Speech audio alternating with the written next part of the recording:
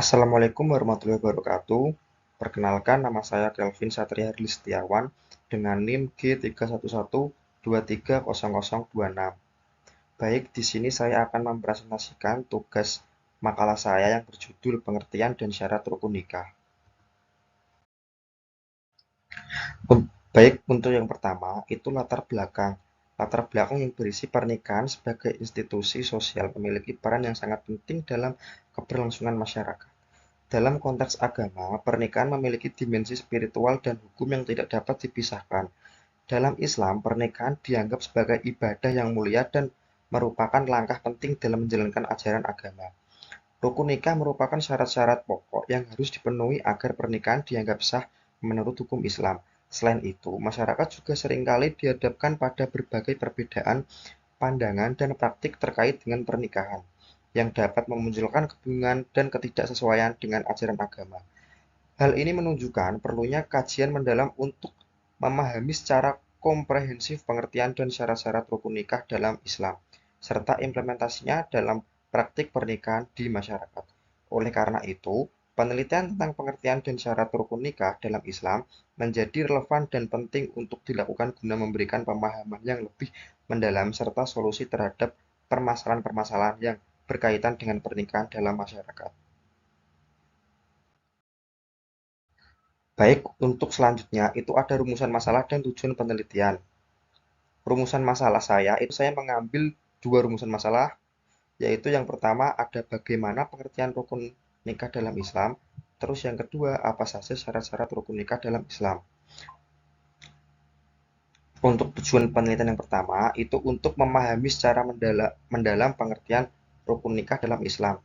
Terus yang kedua untuk mengidentifikasi syarat-syarat rukun nikah di dalam Islam. Baik, selanjutnya itu ada pengertian rukun nikah.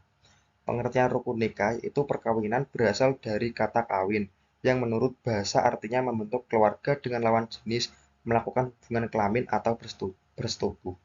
Perkawinan disebut juga pernikahan, berasal dari kata nikah atau nikah yang menurut bahasa artinya mengumpulkan, saling memasukkan, dan digunakan untuk arti bersetubuh. Kata nikah sendiri sering dipergunakan untuk arti akad nikah. Pernikahan juga dimaksud untuk menahan pandangan mata dari hal-hal yang dilarang, menjaga kemaluan, dan menjauhkan manusia dari bentuk-bentuk hubungan yang tercela. Sedangkan menurut Anwar Harjo di dalam buku Hukum Perkawinan di Indonesia ialah suatu perjanjian seorang laki-laki dan seseorang perempuan untuk membentuk keluarga bahagia. Substansi pernikahan itu ialah akad atau perjanjian, yaitu serah terima antara orang tua calon mempelai wanita dan calon mempelai pria. Salah satu ayat yang biasanya dijadikan sebagai dasar untuk menjelaskan tujuan pernikahan dalam firman Allah dalam surat Ar-Rum ayat 30. Baik, selanjutnya itu ada syarat-syarat rukun nikah dalam Islam. Yang pertama, persetujuan atau ijab dan kabul. Persetujuan atau ijab dan kabul adalah syarat utama dalam nikah. Adalah tawaran atau proposal pernikahan yang diajukan oleh pihak laki-laki kepada pihak perempuan. Sedangkan kabul adalah penerimaan atau persetujuan dari pihak perempuan terhadap tawaran tersebut secara langsung atau melalui wakil yang sah. Terus yang kedua ada wali nikah. Wali nikah adalah wali yang sah yang mewakili pihak perempuan dalam proses pernikahan. Wali ini memiliki tanggung jawab untuk melindungi kepentingan dan hak-hak perempuan dalam pernikahan.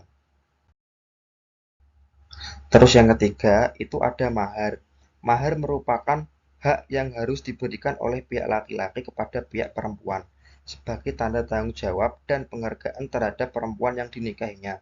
Mahar ini dapat berupa harta, uang, atau barang tertentu yang disepakati oleh kedua belah pihak sebelum pernikahan dilangsungkan. Yang keempat itu ada saksi-saksi. Pernikahan harus disaksikan oleh minimal dua orang saksi yang adil yang mampu memberikan kesaksian atas kesahihan pernikahan tersebut. Saksi-saksi ini harus memenuhi kriteria-kriteria tertentu untuk memastikan kesahihan dan absahan pernikahan menurut ajaran Islam. Terus yang terakhir itu ada waktu dan tempat. Pernikahan harus dilaksanakan pada waktu yang sah di tempat yang layak untuk pelaksanaan pernikahan. Meskipun tidak ada aturan yang spesifik mengenai waktu dan tempat dalam Al-Quran atau hadis, namun praktik pernikahan yang baik yaitu menekankan pentingnya melaksanakan pernikahan pada waktu yang sah, diharapkan dan di tempat. Misal baiknya tidak dilaksanakan pada waktu-waktu yang diharamkan seperti saat terjadi gerhana atau pada hari-hari yang dianggap sebagai hari besar ibadah.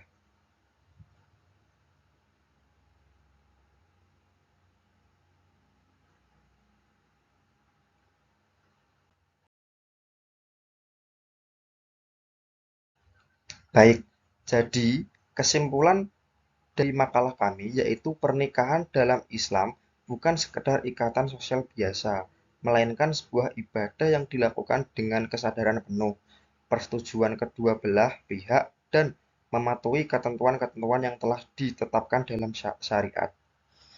Dengan memenuhi syarat-syarat rukun nikah ini, pernikahan dapat dilaksanakan sesuai dengan ajaran Islam, memberikan keberkahan dalam kehidupan rumah tangga, serta memastikan perlindungan terhadap hak-hak kedua belah pihak. Oleh karena itu, pemahaman dan penerapan syarat-syarat rukun nikah ini sangatlah penting bagi setiap muslim yang hendak menikah, agar pernikahan dapat dilaksanakan dengan kesadaran penuh, persetujuan kedua belah pihak, serta mematuhi ketentuan yang telah ditetapkan dalam Islam. Dengan demikian, pernikahan akan menjadi sebuah ibadah yang membawa berkah dan keberkahan bagi kedua pasangan dan juga masyarakat di sekitarnya.